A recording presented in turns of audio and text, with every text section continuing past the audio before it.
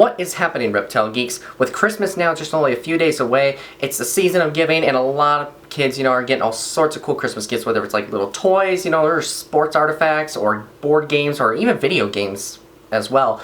But there's some kids out there that might want something a little bit different out there, such as like a pet, some might want a cat or a dog, but there's even kids out there that I've heard that have said that they've wanted to get a pet snake for Christmas. Now, there's plenty of snakes that are for sale in the pet trade online, you guys, or at your local pet store. But I'm going to go ahead in this video and share with you guys the 3 best snakes that I think would make a great reptile gift for the holiday season. So feel free to stick around for this one, everyone. This is a Christmas gift you're definitely going to want to open up.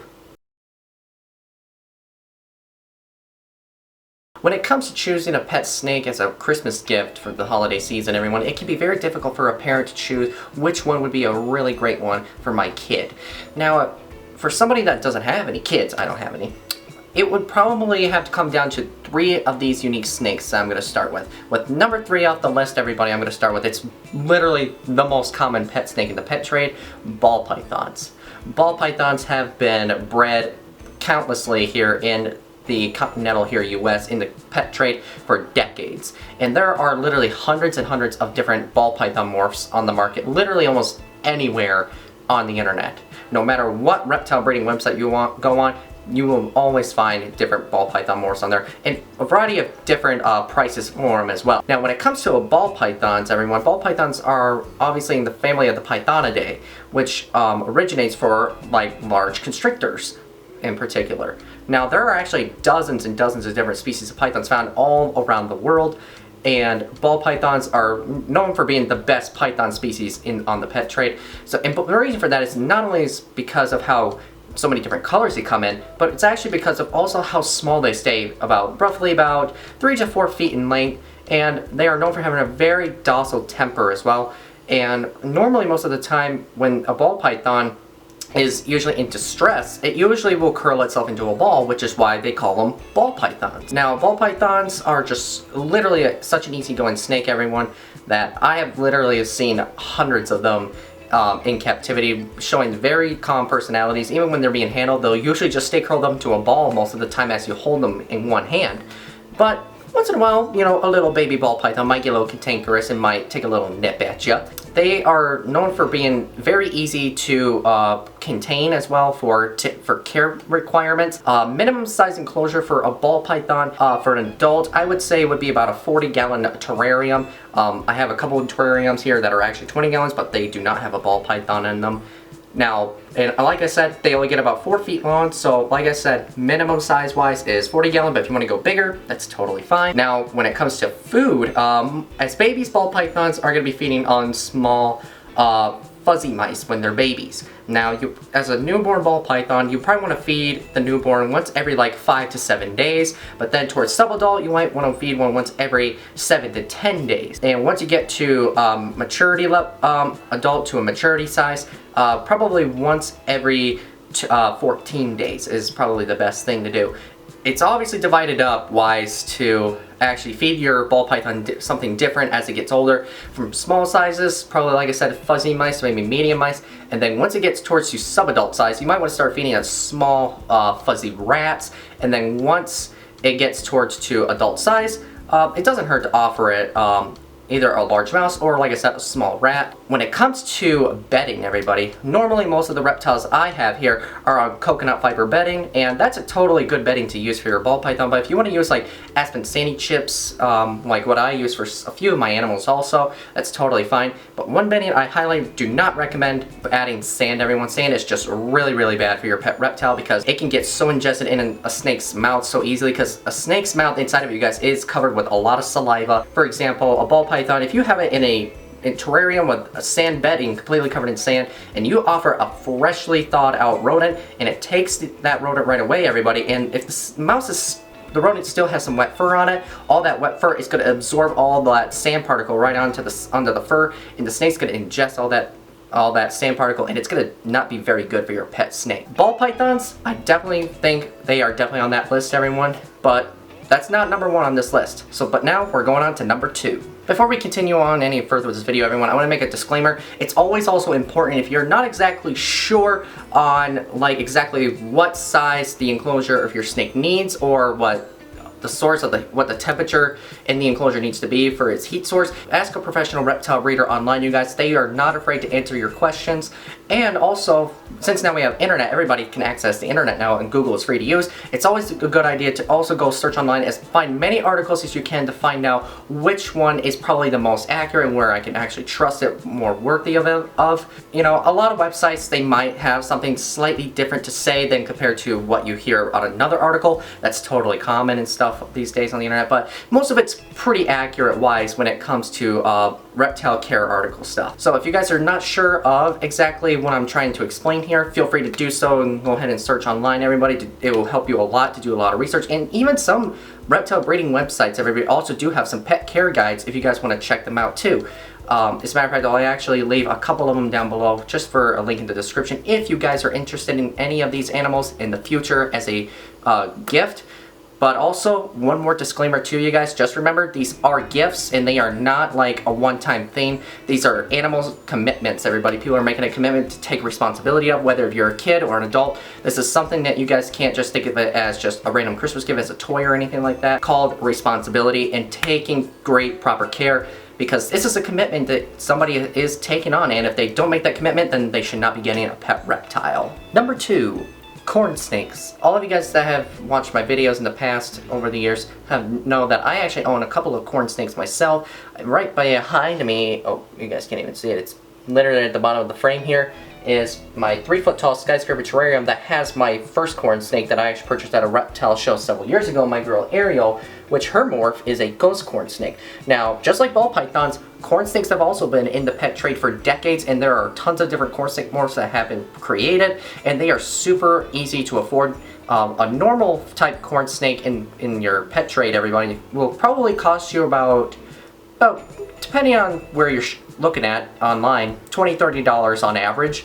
And again, you know, this depends on the morph and the genetics in it. So same thing for ball pythons as well, you know, depending on genetics. So anyway, to the corn snakes. Corn snakes, kind of similar to ball pythons.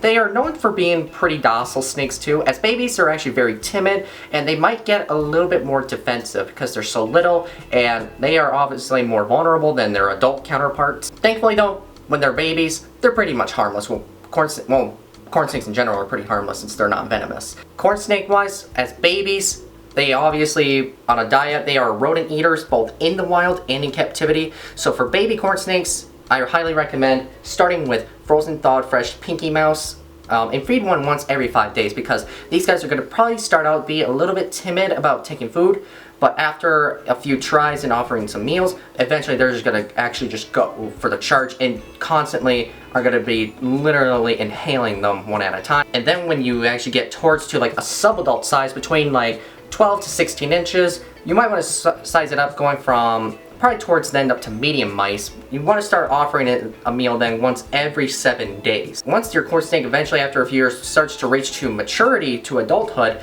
you want to feed it then once every 14 days, which is what I do with Ariel. I feed her every 14 days, and I actually feed her full-grown adult mice. Now, you never really want to do it with rats for corn snakes, because since rats, believe it or not, do contain some fat in them and mice don't, it's not really healthy for your corn snake to be eating an animal that contains fat in it. Now, I guess I did mention for ball pythons that, yeah, offering them rats is kind of what I said as well in the video, because, yeah, again, they do have fat, but that's what ball pythons do eat in the wild, and that's what they eat in the wild. They do eat rats as well. They do eat quite a bit of large rodents.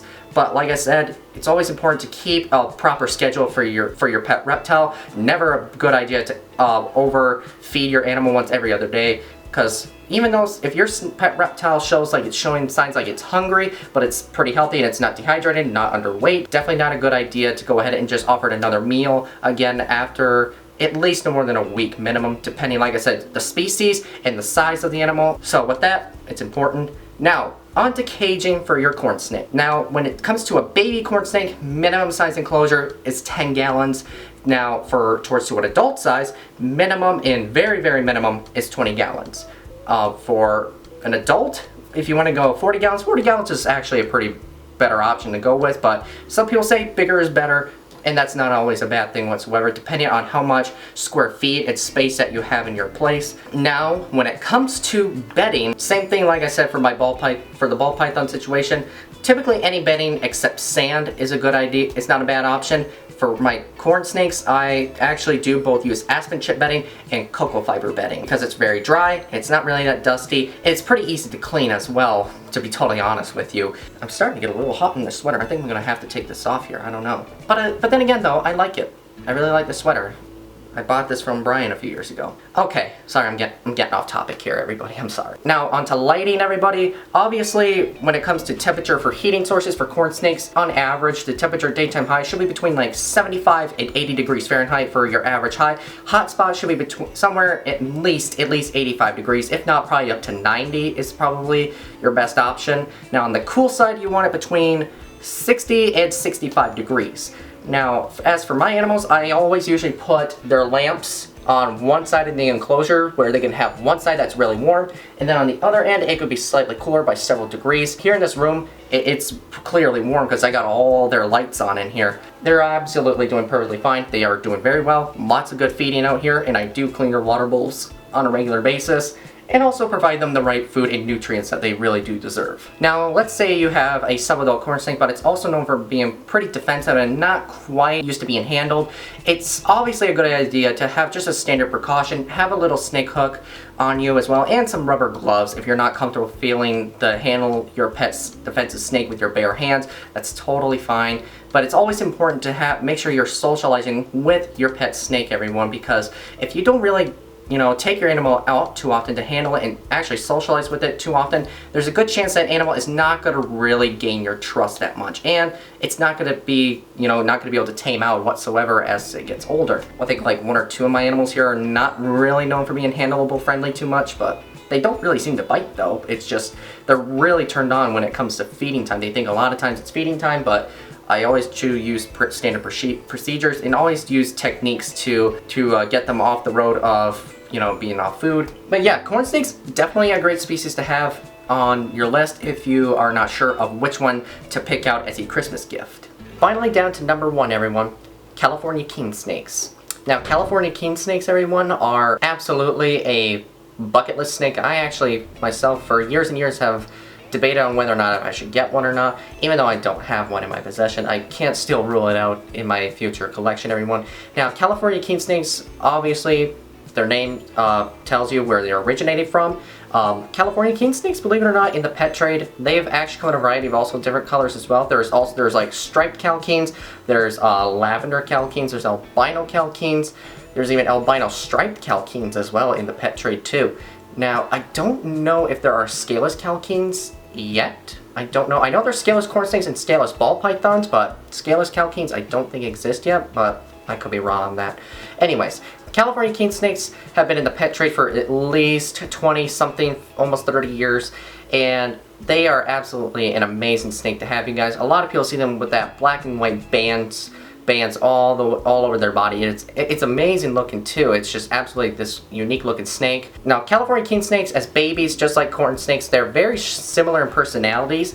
As babies, they're kind of a bit more defensive and more bitey, but with proper handling and socializing as the animal ages and gets older and larger, the animal becomes more tame. So it's always important, like I said, to socialize with your pet snake as much as you can, everyone.